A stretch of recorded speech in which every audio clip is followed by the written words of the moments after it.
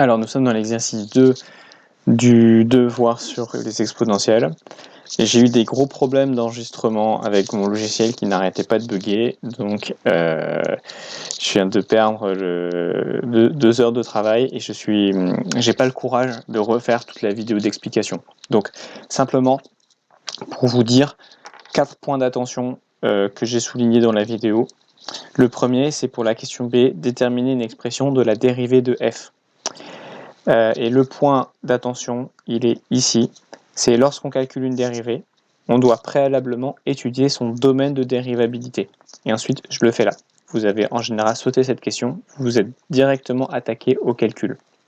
Donc n'oubliez pas ce point. Deuxième point d'attention, sur la question C, donner le tableau de signes de f' de x sur R. Alors, le tableau de signes, il est là, mais il faut faire attention parce qu'il y a une valeur interdite ici. Vous voyez, au niveau de la dérivée, quand on est en 0, ça s'annule au dénominateur. Et donc là, il faut mettre 2 barres ici, et puis également 2 barres au niveau de f. La valeur interdite, elle est pour la fonction, puisque la fonction, elle est définie sur R étoile, donc un 0, valeur interdite.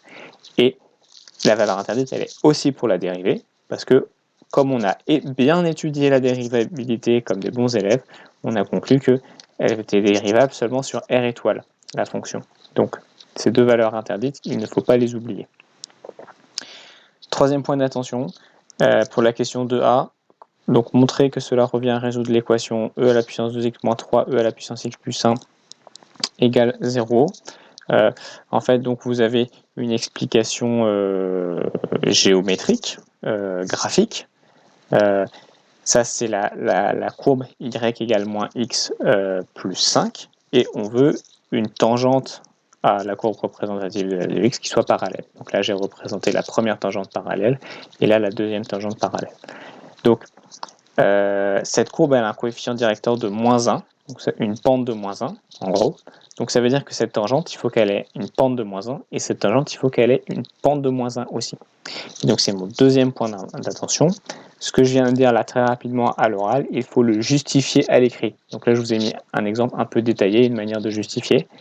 Vous êtes beaucoup à m'avoir claqué ce résultat, là, comme ça. Enfin, pas ce résultat, mais ce début, à dire on commence par résoudre l'équation, mais expliquer pourquoi il faut résoudre cette équation. Voilà, je pense que c'est bien d'expliquer au correcteur d'où ça sort. Et puis le B, en effectuant le changement de variable x égale e de x, résoudre l'équation.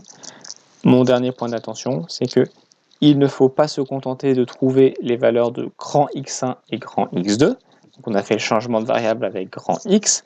On résout, c'est une équation du second degré, et on trouve grand x1, ça vaut ça, grand x2, ça vaut ça. Mais il faut aller jusqu'au bout, parce que comme on a posé grand x égale e à la puissance x, nous ce qu'on cherche, c'est les valeurs de petit x. Donc il ne faut pas s'arrêter aux valeurs de grand x. Et donc il faut une ligne supplémentaire pour dire que e de la puissance petit x1, ça vaut ça, e à la puissance petit x2, ça vaut ça, et qu'ensuite, en utilisant les méthodes habituelles de calcul de valeurs approchées à la calculatrice, on trouve x1 qui vaut ça, et x2 qui vaut ça. Bon, si ça vous dit rien, ces méthodes habituelles, c'est des choses qu'on a vues dans les chapitres précédents. Vous m'envoyez un mail, je vous renverrai la vidéo, il n'y a pas de souci. Voilà, donc je vous mets le PDF de toute cette correction en pièce jointe dans la vidéo.